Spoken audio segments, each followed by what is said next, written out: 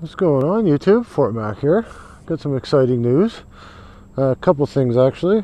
First things first, I've got a huge trip planned here in the near future. Leaving August 17th, we're going to be traveling well over 3,000 kilometers from northern Alberta, where I'm at now, all the way down to northern Washington, just north of Seattle, and right down to Spokane. But when we leave here, we're going to go down as far as Edmonton, and then we're going to head west to Jasper. Then from Jasper down to Kamloops, and from Kamloops, I'm going to be going down into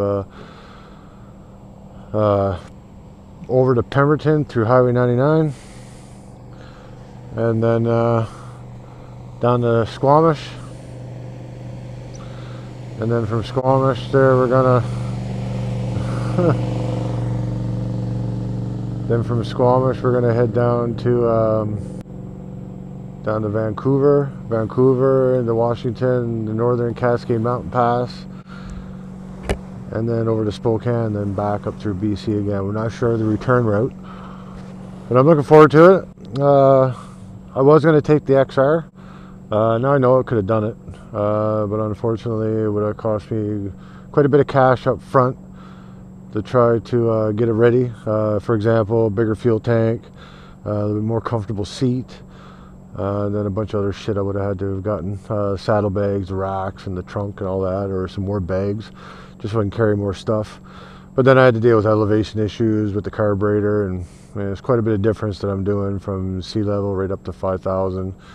So it just would have been a pain in the ass. So I did what any logical man would have done, is go buy a different bike.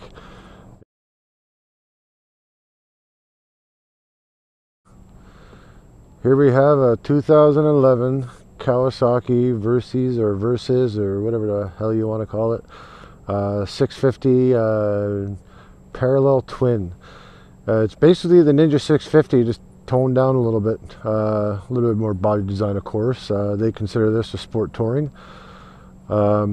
I bought this bike, it was used, of course, 3,000 on it, but $6,800 all said and done is what I paid for it. Taxes in. It came with the GV bags, the rack, the trunk. It came with throttle lock. I have mixed emotions about it. It's good if you need to get something out of your right pocket going cruising down the highway. That'd be about the only time you'll see me use it. It came with hand warmers. They have the extended brackets for the mirrors. Bigger windscreen.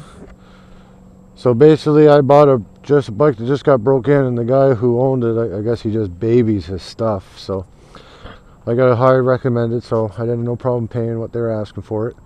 A lot of people online don't have any problems with them. It was very hard to find anybody that has, and it's probably more or less along the maintenance issues of why they're having problems. So as long as you keep up on the maintenance, I'm sure this bike will last me forever. On a side note, it's more or less my wife's bike. I have two now, a dirt version XR and a street version XR, the Sumo. So I basically said that it was hers. Like, it's our money. We're married, we got a kid, so basically everything belongs to us. But this one here, I basically said you can do whatever you want with it. You can customize it however you want after I do my trip. I don't think she wants to do anything. She likes the color. She rides really comfortable on the back with me for now. She's not much of a motorhead. Actually, the two of us are the complete opposite of one another.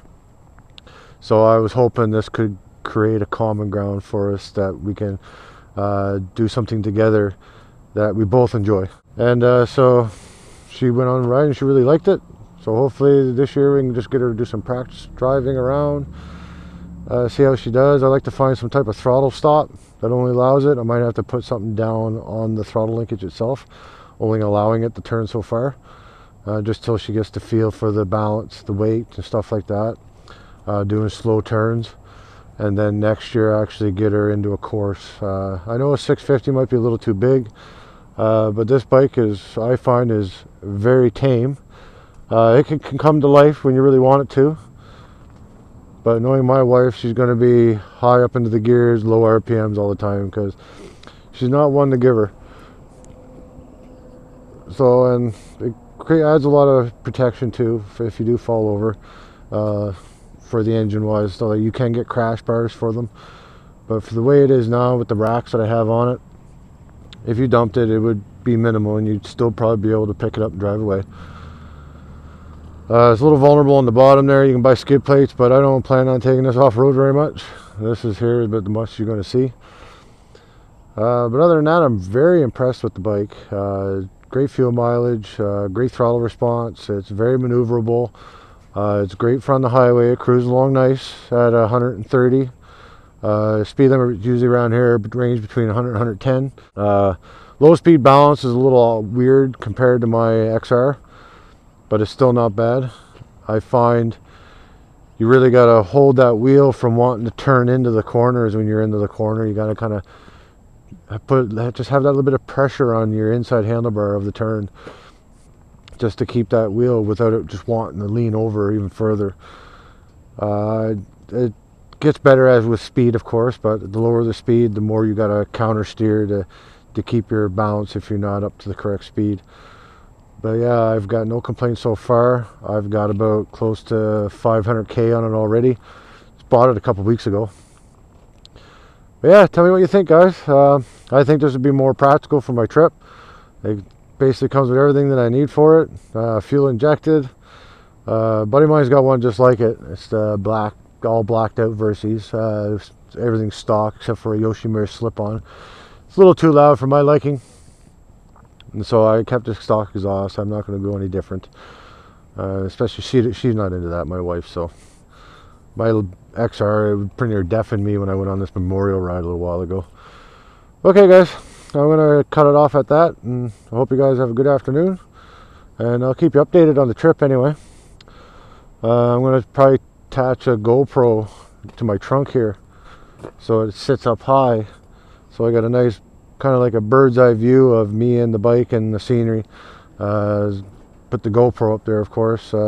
It's got usually a wider lens on them, and definitely better video quality for sure.